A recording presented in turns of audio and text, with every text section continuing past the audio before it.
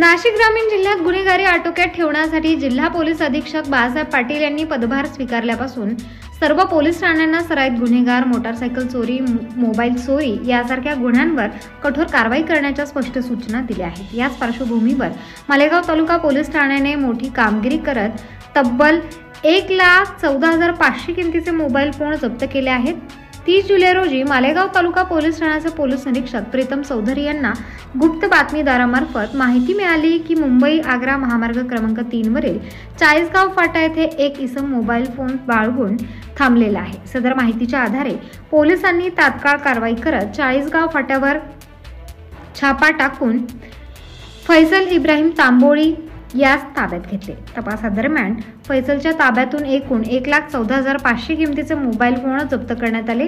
त्याच्याकडे या मोबाईलचा मालकी हक्क दर्शवणारा कोणताही वैध पुरावा आढळून आला नाही। त्यामुळे पोलीस अंमलदार योगेश गुंजाळ यांच्या फिर्यादीवरून मालेगाव तालुका पोलीस ठाण्यात गुन्हा रजिस्टर नंबर 577/2025 महाराष्ट्र पोलीस अधिनियम कलम 124 अंतर्गत गुन्हा नोंदवण्यात आलाय। पुढील तपास पोलीस हवालदार अमोल शिंदे करत आहेत।